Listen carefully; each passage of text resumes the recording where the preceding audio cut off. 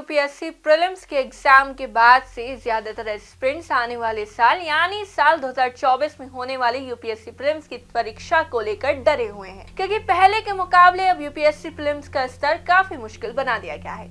जिस वजह से नए हो या पुराने सभी एस्पिरेंट्स के मन में इसको लेकर एक डर सा बैठ गया है कि आखिर कैसे वो इसमें सफलता हासिल कर पाएंगे। दोस्तों, अगर आप भी इस साल यूपीएससी प्रीलिम्स 2024 की परीक्षा में हिस्सा लेने वाले हैं और आपके मन में भी यह डर है तो परेशान होने की जरूरत नहीं है। आज के इस वीडियो में हम आपके इस डर को दूर करने का तरीका लेकर आए हैं। नमस्कार, स्वागत है आपके प्रभात एग्जाम के यूट्यूब चैनल पर। अगर आप हमारे चैनल पहली बार आए हैं तो हमें लाइक और सब्सक्राइब जरूर करें और हमारी लेटेस्ट वीडियोस और अपडेट सबसे पहले आप तक पहुंचे, इसके लिए बेल आइकॉन को प्रेस करना ना भूलें। तो आइए शुरुआत करते हैं आज की वीडियो की। प्रीलिम्स यूपीएससी की सीढ़ी का पहला चरण होता है, जिसको पास करना हर एस्पिरेंट का पहला सपना होता है, क्योंकि इसको पास करने के बाद ही उनका यूपीएससी की ओर आगे का सफर तय होता है। इस परीक्षा को लेकर हर एस्पिरेंट अलग अलग स्ट्रेटेजी बनाता है, अलग अलग तरीकों से पढ़ने की कोशिश करता है, पर फिर भी कहीं ना कहीं उनके मन में ये डर बैठ जाता है कि आखिर वो इस परीक्षा को किस तरह से क्लियर कर पाएंगे। तो उन्हें हम ये कहना चाहेंगे कि देखिए, कोई भी काम इतना मुश्किल नहीं होता जिसे हम कर ना सके। बस उस काम को करने के लिए हमें सही रणनीति और मेहनत करने की जरूरत होती है, जो आज हम आपको बताने वाले हैं।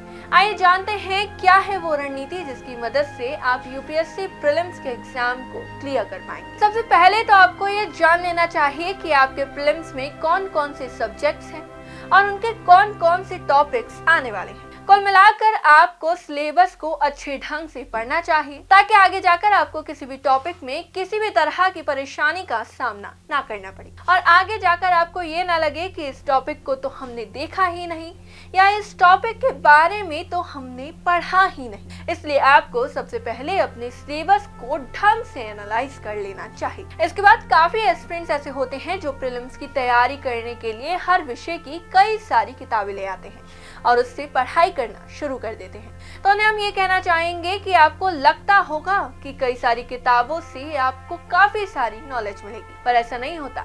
जब आप कई सारी किताबों से एक ही चीज को, एक ही टॉपिक को पढ़ते हो तो आपका दिमाग कंफ्यूज हो जाता है, उसे समझ नहीं आता कि कौन सी चीज सही है और कौन सी चीज गलत है। इसलिए आपको हमेशा लिमिटेड किताबों से ही पढ़ाई करनी चाहिए और उन लिमिटेड किताबों में से एक है एनसीईआरटी और दूसरी वो किताब जो आपको सबसे ज्यादा इजी लगती है।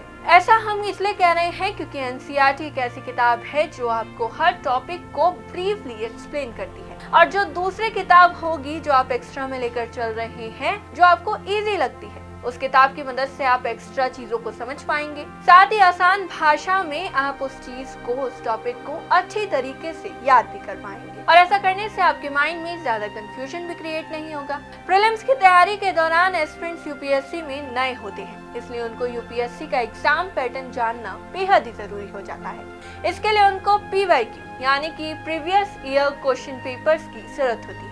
उन पेपर्स को देखकर वो ये अंदाजा लगा सकते हैं कि आखिर कौन सा टॉपिक यूपीएससी प्रीलिम्स के लिए इम्पोर्टेंट है और कौन सा नहीं। ये जानने के बाद आप अपनी तैयारी को और बेहतर तरीके से कर पाएंगे।